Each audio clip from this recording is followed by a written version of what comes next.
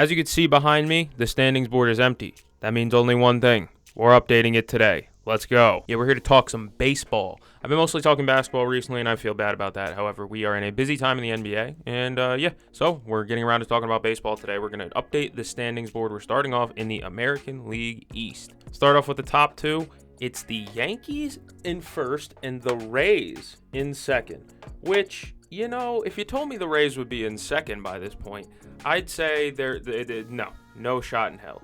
I mean, they're 6 games over 500. They've been hot recently. I believe they're like 7-3 or 8-2 in their last 10. They've been playing really sharp baseball. Of course, they do it in the same way they always do it. They hit a little bit. They have a couple of really good hitters, Junior Caminero, guys like that. Yandy Diaz has picked it up recently, I feel like. I don't know. I haven't looked at the stats, but and Brandon Lau kills baseballs. But otherwise than that, they play really good defense, and they have some all right pitching. Even though they're playing at basically Yankee Stadium, Diet Yankee Stadium, their pitching still okay. And then for my New York Yankees, they lost 2 out of 3 to the Red Sox. They lost 2 out of 3 to the Dodgers. That's upsetting, to say the least. Very upsetting. But I'm going to be honest. The Red Sox played maybe their best baseball of the season over that weekend. And on the meanwhile, with the opposite, the Yankees pitching staff looked horrible. I mean, I didn't expect a lot from Will Warren and Ryan Yarbrough particularly, but Rodon definitely had his worst start, maybe of the year. Nah, he had some rough ones early. But overall for the Yankees, they're in a decent spot, but they need to do more. Trade deadline's going to be very make or break for the Yankees, in my opinion. They need more hitting. A third baseman, particularly. Jazz is playing third. That means DJ LeMahieu's getting a lot of reps. I don't like DJ LeMahieu getting a lot of reps. Just my opinion, even though he did have a pretty big home run. And then maybe we get some bullpen help, because the bullpen's been very rough too. So, the deadline's going to be huge for the New York Yankees. In third is the Toronto Blue Jays, who've been playing also some very impressive baseball recently. Addison Barger can ball.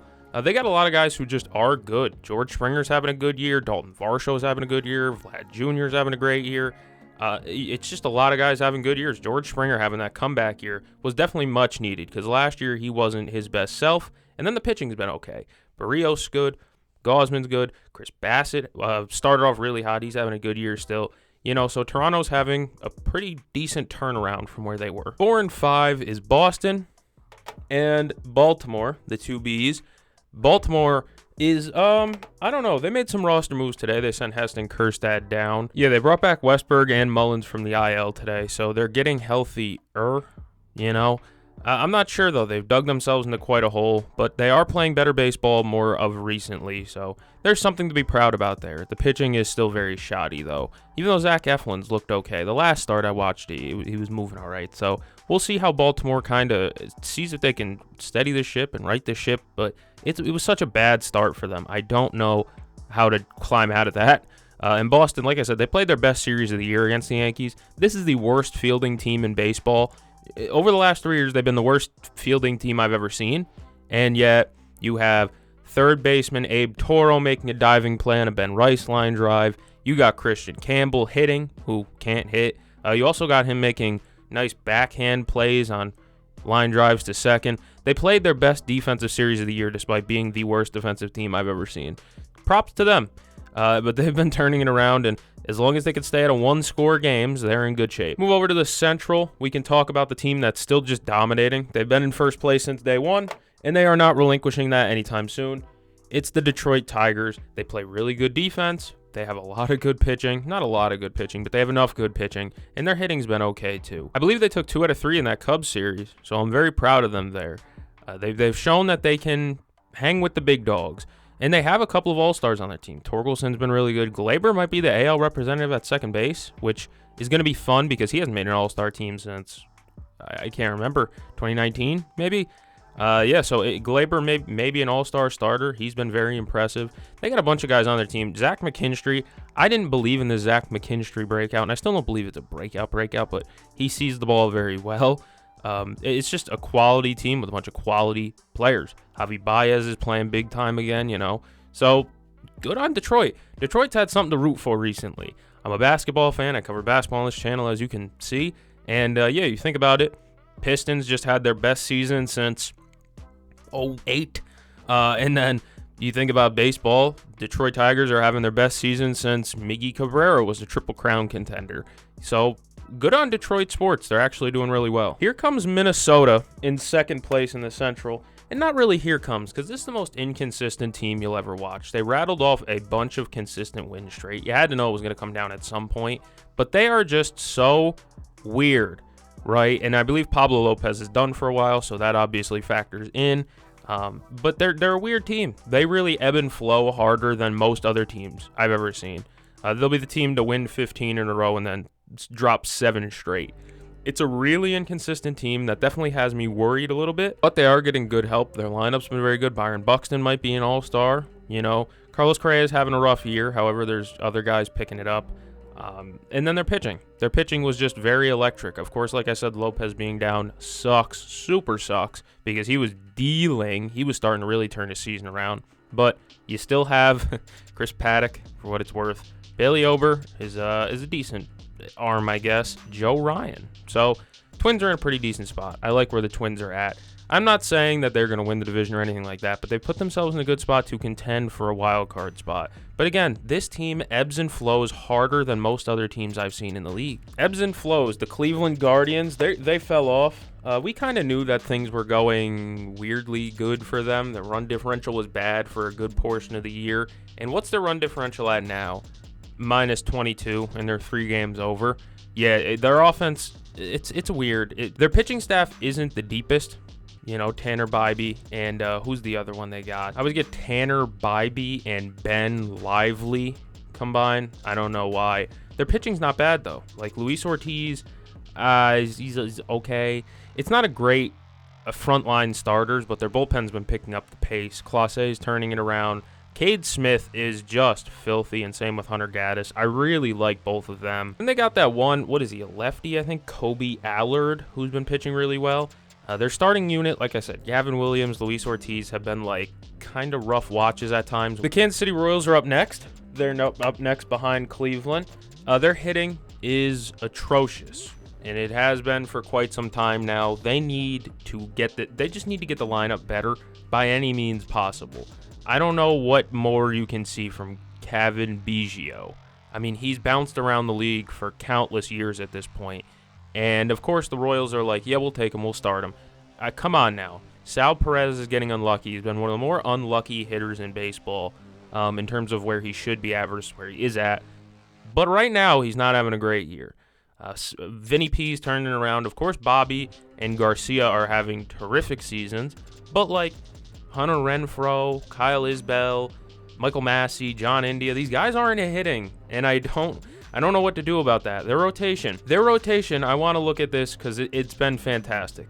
Chris Bubich has a 2.85 ERA plus. The league average for ERA plus is 100. It always is. 285. It's like looking at Aaron Judge's OPS plus. It's disgusting. Chris Bubich is an all-star, 100%. Michael Wacha's got a 136 ERA plus. Seth Lugo, he's hurt now, but a 118 ERA plus. Noah Cameron has been dazzling since his call-up. He had a scoreless streak going, I believe. He looked fantastic. Their bullpen, Estevez, Lynch, Urseg, Schneider, their back-end bullpen has been very good as well.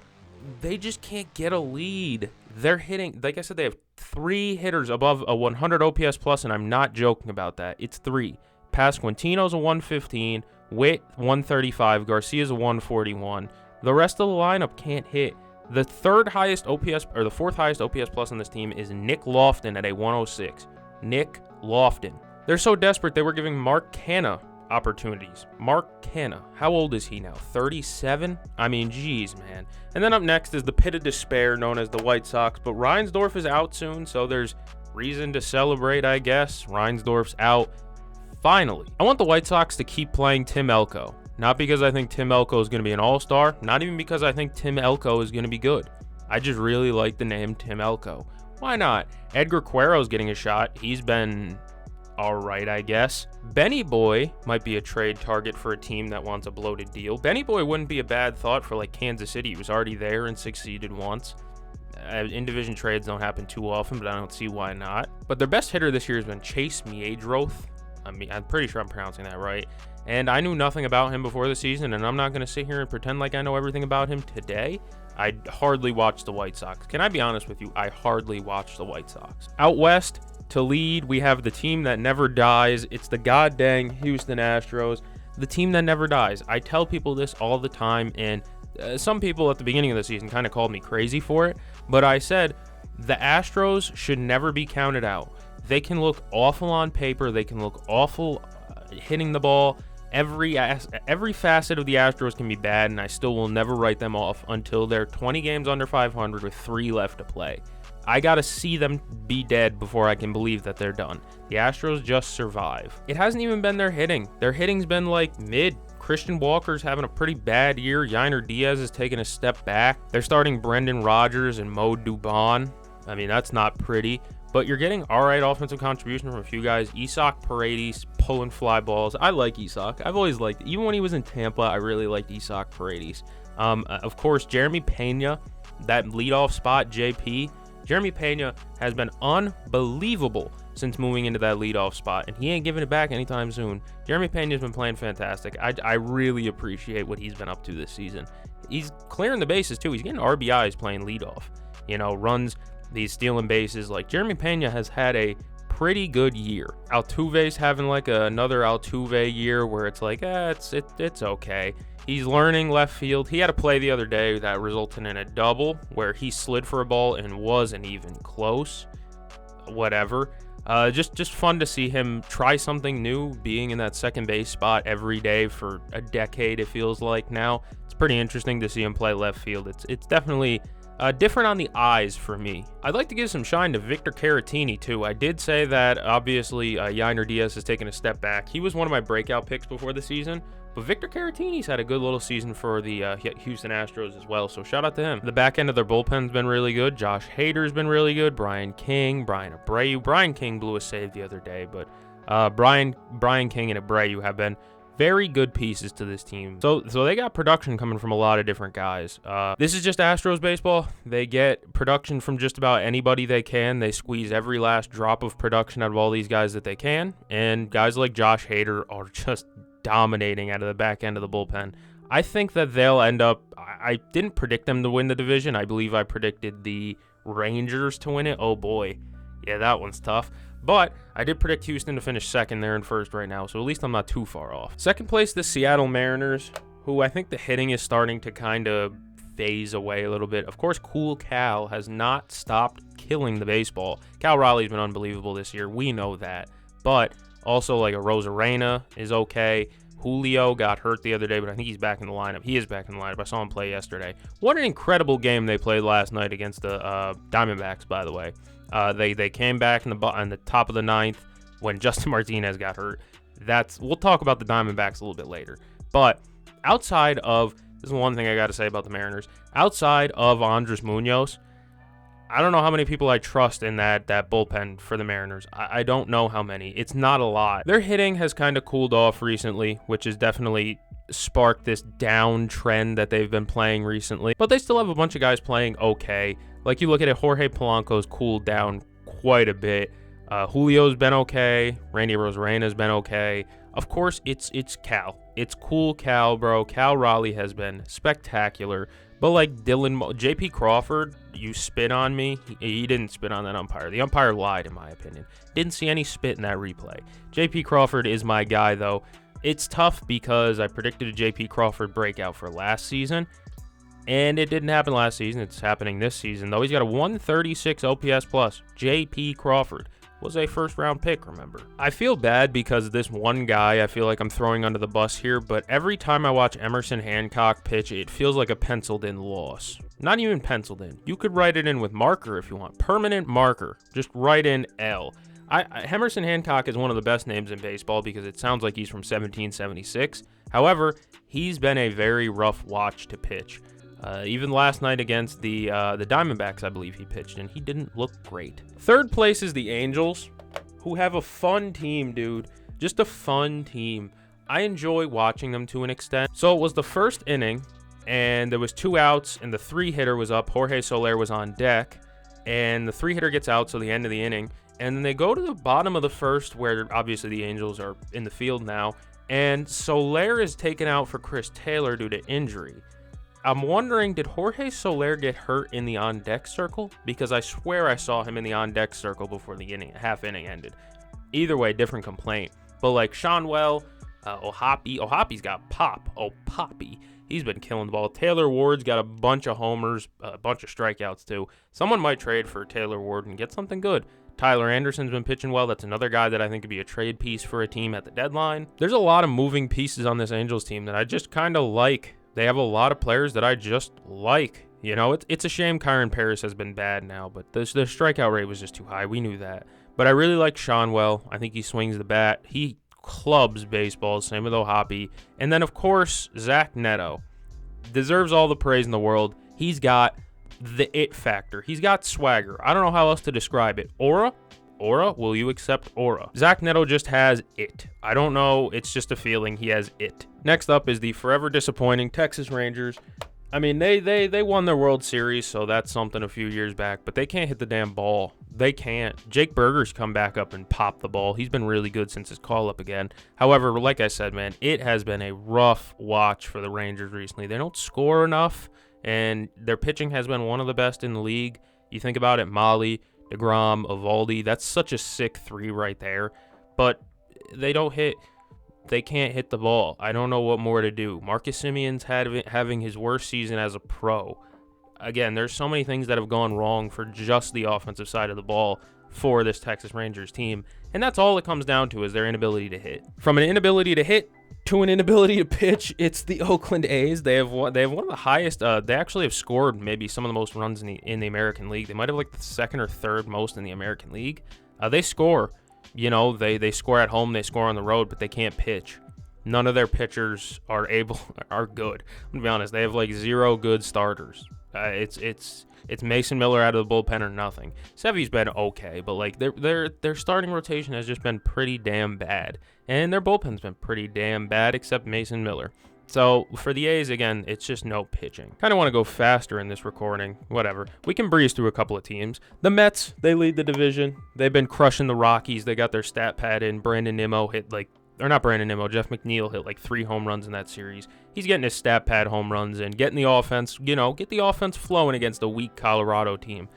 Good job, Mets. The Phillies and their dominant pitching just wins them games. They have the best rotation in baseball, in my opinion, in terms of just names on paper.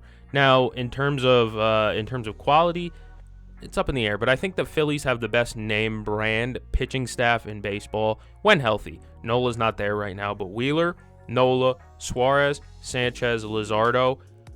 It's a disgusting rotation. Luzardo's been so good. Christopher Sanchez's changeup is just unhittable. Ranger Suarez has been good again. It's a full rotation of just very good players, and that's just what the Phillies do.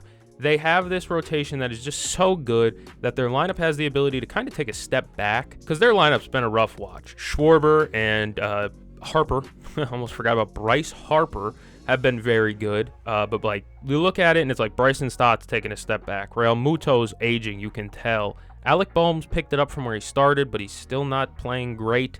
Johan Rojas, Max Kepler, those guys have cooled down. Casty's a 110 OPS plus guy who's still stuck playing the field.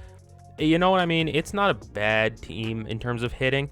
I still believe them in a playoff setting. I believe in them. But listen to these ERA pluses coming out of their starting rotation. Zach Wheeler's got a 145 ERA plus. Christopher Sanchez has a 134 ERA plus. Taijuan Walker has a 123 ERA plus. He was a markered in L last season. Anytime Taijuan Walker took the mound last year, it was a loss. This year, you actually stand a chance. And then Ranger Suarez with a 154 ERA plus. Luzardo's cooled off a little bit, but like you still look at it and he's got like a 95 ERA plus. It's just so many good pitchers on this roster, and I believe that they will be better than they are, but I think there's a couple of moves that they need to strengthen that lineup, bro. The lineup just doesn't have the depth. Even their bench has been bad in terms of hitting. Nationals, hey man, they play fun ball. They just play fun. James Wood and CJ Abrams are the 2 hitters in that lineup, and that's all I'm really concerned about talking about offensively for them. If Luis Garcia turns it around, sure. But the rest of the lineup has just been a brutal watch, in my opinion.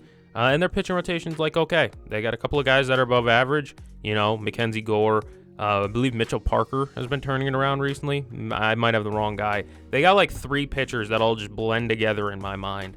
Really tough situation there. Their bullpen is still some ass, but that's a different story altogether. At least you aren't the 4th place team. How the hell is how is this Braves team in 4th? Are they sellers at the deadline? Yankees, Marcell Ozuna time. The Yankees brought in Domingo Germán. I'm sure we could handle Marcell Ozuna. Either way, the Braves are so frustrating, and I don't know what it is about them. Snit needs to go. AA is washed. I'm sad to say it, Braves fans, but Alex Anthopoulos is just washed. I'm going to put the Marlins up there. I don't believe I'm going to talk much about the Marlins because there ain't much to say about the Marlins in my opinion, but the Braves, AA needs to go. Snit really needs to go. The bullpen decisions he's brought out there. How does Snicker melt like an 8-run lead against, who was that, the Diamondbacks, and keep his job? And they got Ronald Acuna Jr. back. He's been on a tear since he's come back. He homered yesterday at the time of recording, and yet still they stink. I don't get it. I don't get it. I really don't. The bullpen is like bad outside of like Days Bell.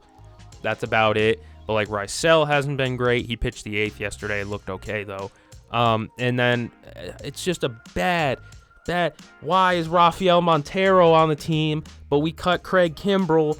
Craig Kimbrell isn't a good pitcher either, but neither is Rafael Montero. On to the Central. It's the Cubs. The Cubs are a weird team because I don't want to pound the table and be like, oh, strength of schedule. But you look at their record against over 500 teams, it is currently 17-18.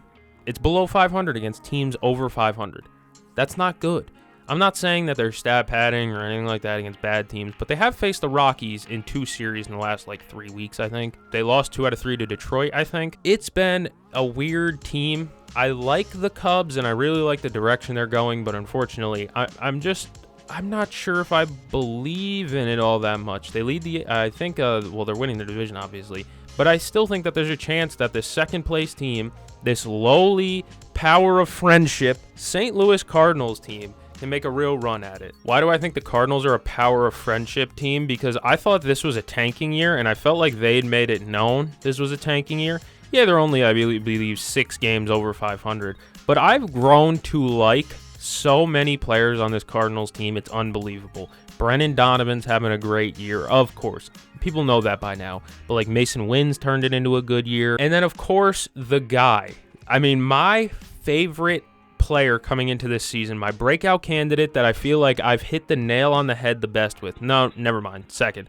My first breakout player was Hunter Brown. He's had a better year, but Ivan Herrera was my breakout player of the year type guy that I really loved from this Cardinals team, and 168 OPS plus. He hit basically a game winner. I think it was in the 8th inning, so it wasn't a game winner. But yesterday, pulled it down the line for a 3-run homer to give the Cardinals a 1-run lead, and I think they ended up winning that game. Like, I love this Cardinals team, and it's so random. Alec Burleson coming off the bench is having a good year again. There's so many guys that I just like. It's such an okay-ass team. It's just a bunch of players. These ERA pluses literally support that. I'm about to read the ERA pluses of their rotation, their first 5. You got Sonny Gray at a 121. Of course, Sonny Gray is like the ace of that team. Eric Fetty's having a good bounce-back year at 114. When he was last year with the White Sox, he was really good. He came over to the Cardinals, and I don't know about struggled, but he wasn't as good. This year, 114 ERA plus, very respectable. You got Matt Liberatore at a 106, Miles Michaelis at a 102. Like, these guys are throwing very big innings, and they're doing pretty well. Their bullpen's been money. Steven Matz, when he has pitched, has looked pretty good. Ryan Helsley, of course, is one of the more dominant closers in the league. Kyle Leahy has looked good. Where's the other one that I've been thinking of? Jojo Romero. I was playing the show yesterday and doing a Conquest game, and Jojo Romero was dicing me. I cannot lie. It's obviously the video game isn't real life, but Jojo Romero's look good in real life and in the video game. He was dogging me, bro. Said I wanted to move quick and immediately did like a 30-minute spiel on 2 teams. Here's the Milwaukee Brewers in 3rd. This is a weird team too. Churio has been in and out, not great, not himself. William Contreras hasn't been himself either, and yet they're winning games. Like Caleb Durbin hit a walk-off the other day. Pitch well. They just always pitch well. And Yelich is back and healthy and stuff, so It's such a weirdly built team. Bryce Terang's having a good year. I really like Bryce Terang. He's upped his bat speed quite a little bit, and it's paying dividends a little bit. He was kind of a bad hitter last year, and him being closer to league average, I think he's a little bit over league average maybe, is definitely a plus because he still plays good defense. Cincinnati Reds, here's another team. Remember when I said the Twins might be like the hardest ebbs and flow team in baseball? The Reds are right there staring at me, and I ignored them. I look at guys like Hunter Green and guys like Ellie De La Cruz, and I see the flashiness in there. But the consistency you don't get. Hunter Green gives you the consistency. I'm not saying he's inconsistent. What I am saying, though, is that their lineup is horribly inconsistent. When it's looking good, you see like Starling Marte, Noelvi Marte. You see guys like Jake Fraley playing well. You might even see a guy like Spencer Steer playing well. Instead, right now, you're in this ebbs and flow state where right now they're at the bottom of the flow. You're talking about bad Spencer Steer, bad Matt McClain. Ellie De La Cruz is going through a lot in his life, so I don't want to criticize him. He has enough off the field issues. That's a horrible situation there. I feel terrible for him. Their pitching staff has been okay. Nick Lodolo's been really filthy. But it's just an ebb and flow team that ebbs and flows just too hard for my liking. It's either a high tide or there's no water at all. And lastly, it's the Pittsburgh Pirates. We can move on. Don't trade Paul Skeens. That'd be the dumbest thing in any franchise's history. It'd be the stupidest thing of all time. There's no value you can get back for Paul Skeens that can match who he is and what he does. He's a dominant ace, and any team would kill to have him. Please, Pittsburgh, just build around him and don't be stupid. But, of course, Bob Nutting, he doesn't care what you want. First place in the West is the limping Dodgers. And when I say limping, I don't want anyone to feel bad for them and be like, look at all the pitching injuries. I don't care. They sign 200 people in the offseason every year, and they make everyone mad. And they steal all the best free agents. So now that they're hurt, I don't care. Lose the division for all I care. I'm sure... I'm a Yankees fan, and I know a lot of people hate the Yankees, and I understand that. That's understandable to me. But I think if there's one thing a Yankees fan, a Brewers fan, a Cubs fan, a Diamondbacks fan, and a Guardians fan can all lean on is screw the Dodgers. Number 2 is the lowly Giants, who are in a weird spot where some people believe that they're kind of fraudsters and shouldn't be here. And then there's like the others that are like, you know what, this is a respectable team. I can see why people wouldn't believe in them. Their hitting is rather shallow. Of course, Elliot Ramos and Wilmer Flores and Mike Yastrzemski are having good years, and Chappie just went down on the 10-day, I believe, so he'll be back soon. I'm such a Matt Chapman lover. That's my favorite third baseman, maybe in baseball. Who hit the walk-off home run the other day? It was Matt Chapman. It is out of here. You have the best announced team in baseball. It's awesome. I just like the Giants a lot. I like watching their games. It's such a vibe. You know, the Oracle is one of those places where I'd kill to go to, man. I want to visit one day. But at the same time, we're talking about the Giants today. And the Giants today have looked pretty good. Their pitching staff is so top-heavy. Webby and Ray, and that's about it. You know, what's his name made a start the other day? Hayden Birdsong. He looked all right. In third is the Padres. I like this San Diego Padres team. They're such a weird team, though, where their pitching is okay, but their hitting is eh. Like, Tatis has cooled down since his MVP start. You know what I mean by MVP start? Like, he was the first month he was a demon. Machado's picked it up, though. You know, hopefully Xander Bogaerts gets it going, but, like, Gavin Sheets has been one of the more consistent hitters this year. Their catcher position's disgustingly bad. Still, how bad is Luis Campusano to the point where Elias Diaz is still getting burned over him? How bad is Luis Campusano? No offense, but, like, you got to be real bad for guys like Elias Diaz to be getting burned over you. Second to last in the NL West is the D-backs. And the D-backs, I said I was going to talk about them later in the episode when I talked about the Mariners, and I will. Justin Martinez went down yesterday. They proceeded to blow the game, and they proceeded to win the game. And a Josh Naylor 11th inning game-winning grand slam. I was hyped. I can't lie. I jumped out of my chair. But at the same time, this bullpen is god-awful. Justin Martinez is filthy, and he had a lockdown inning going. I don't believe anyone was on when he left the game. That's how it goes. He got 2 outs, I think. He at least got 1. I know he got maybe 2 outs, and then he gets hurt, leaves the game, and they immediately give up a 4-0 lead. They're up 4-0. You can't make it up with this team. They get their bullpen gets hurt, their pitchers get hurt, Corbin Burns is done. Everything has gone wrong for the D-backs this year, and their hitting has been good, though. I don't know what they're going to do at midseason. I hope that they don't buy with this team right now. Just wait it out and get healthy. But at the same time, don't they have to extend Naylor and Eugenio? It kind of leaves you in a tough spot when you've already extended Perdomo. I believe they extended Carroll.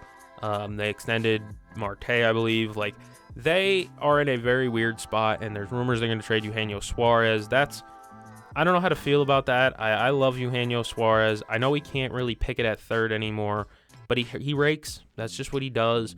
But I can understand not wanting to play him there. Plus, they have Lawler that they've been begging to play. Last, and certainly least, it's the Colorado Rockies. They always say last, but not least. The Rockies are last, certainly least. They've played piss-poor ball all year. They swept the Marlins. Where were you when the Colorado Rockies swept the Miami Marlins in Miami, no less?